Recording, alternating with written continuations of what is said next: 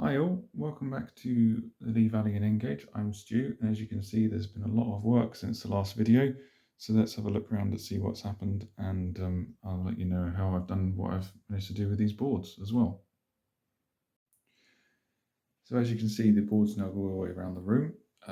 These are the two original boards. This one here, which was my first layout, and then we had this one here, which was the other one we saw, which was the main running was on last time. These are all now in position. I've had to make a few more boards. Let's make 1, 2, 3. I'm going to make 4 more boards. The two of them are this size, which is going to be the main. This is going to be one of the main boards, and then we've got another main board over there, which is where those sidings are, where the container conflats are. And we've got these two thinner boards.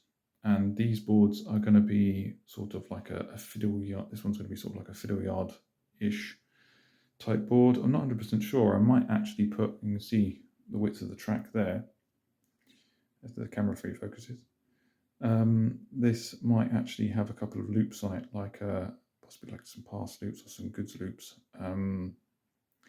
These are going to be scenic, but they're just going to be just basic scenery of trains running through the countryside. Yeah, pretty much.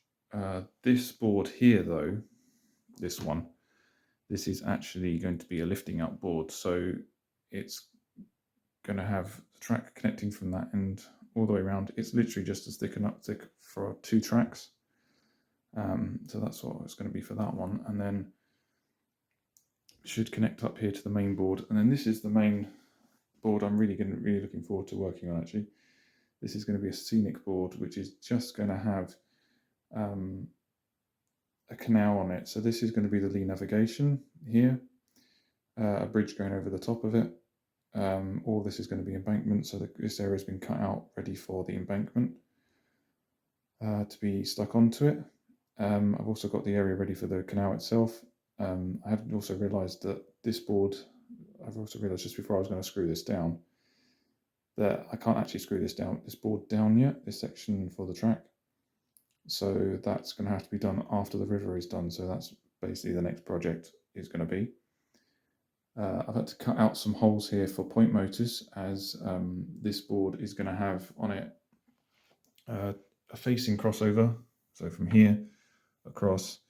And the reason why this is slightly wider as well is this is going to have a head shunt on it for the yard. I'm not 100% sure what type of yard yet. On this board, which is roughly going to be where these sidings are, where the 08 shunter is, sort of along there. I haven't fully worked out how this track plan is going to work on these boards yet. That's going to be a thing for a future time. But yeah, and I'll just show you how I've managed to construct ththese boards and how I've joined them together as well.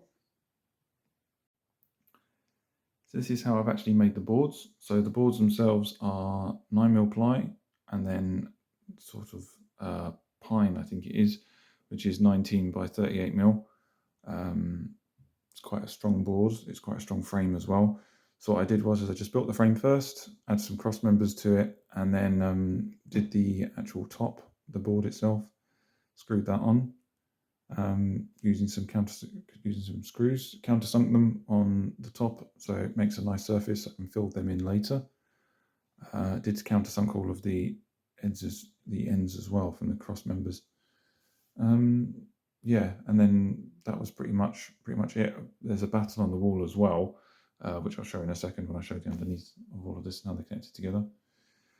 The legs are 22 by 47mm pine as well. These are connected through coach bolts, which is what I've used to connect the boards together as well, and I'll show you how I've done that with wing nuts on the back. Fairly simple, cut to the right length. It's pretty good. The 9mm ply is pretty much for all of the boards apart from these two original boards. So that is sort of a notice board material. Actually, I don't know what that kind of material is. It was secondhand. And then that's Sundela as well. Fortunately, they were about the right height when I actually put them together. So that was pretty good. The only board that's different is this board over here, the canal board. That is 3.8mm ply, which is for the base and also for the top as well. It needs to be thin enough what I didn't realise is that these actual girder parts are actually the right thickness for it. So that's really good. So it means that I can actually keep that base if I want to, and actually just hide it with the actual sides of the bridge.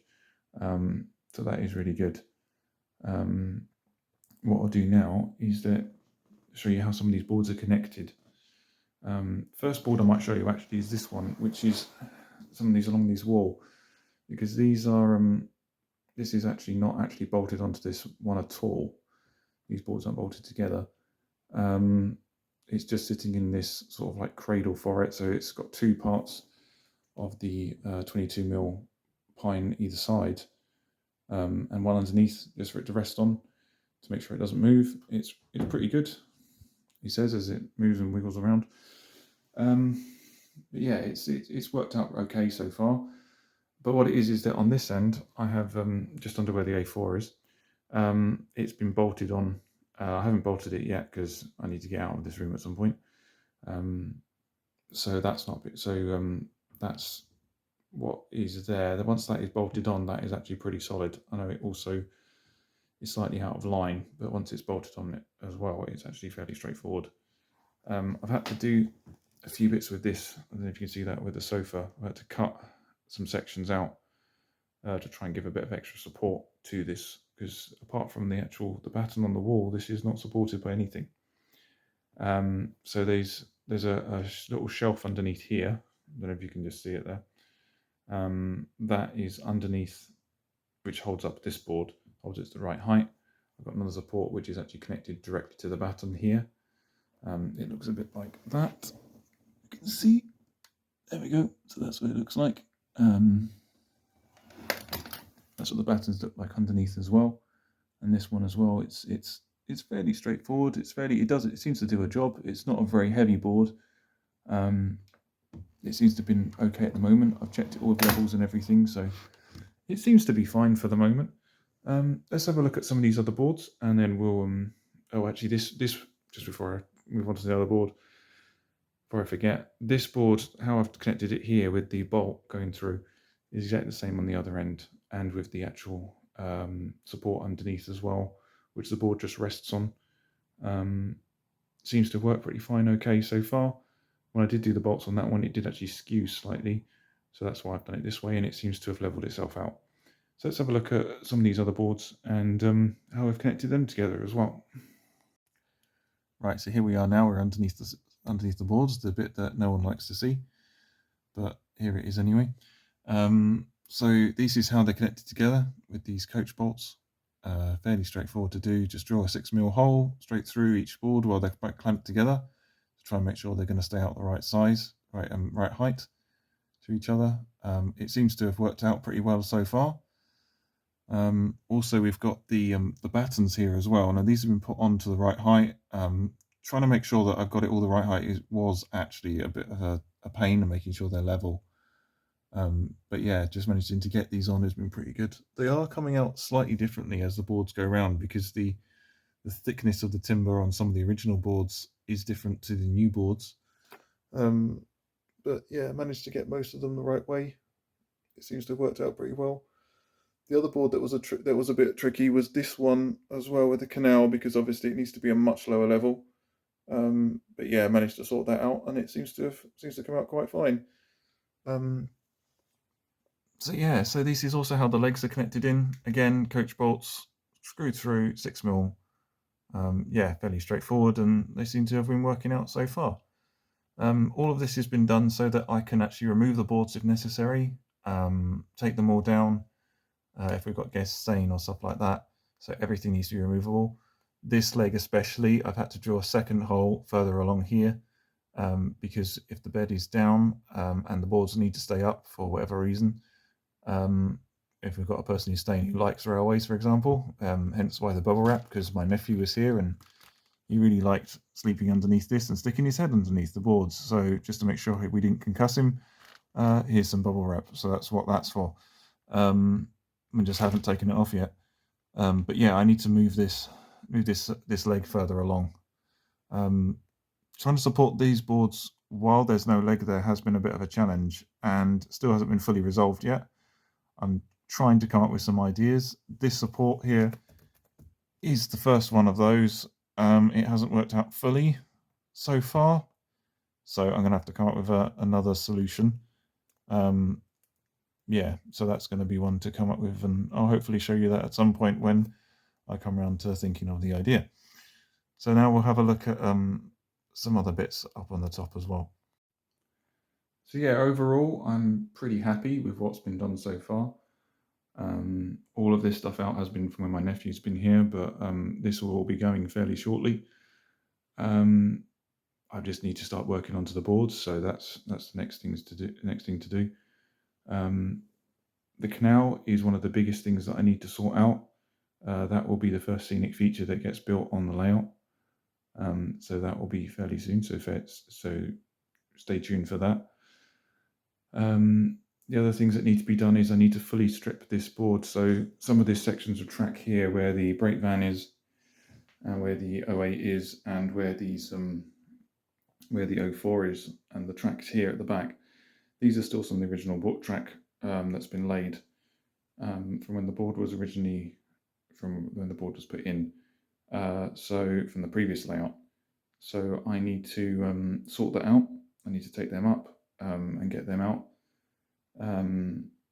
So that's another job. Another job to do is going to be to remove all of this flock as well, because the curve is going to come slightly differently to how the previous curve was. It's going to be a radius 3, not a radius 2.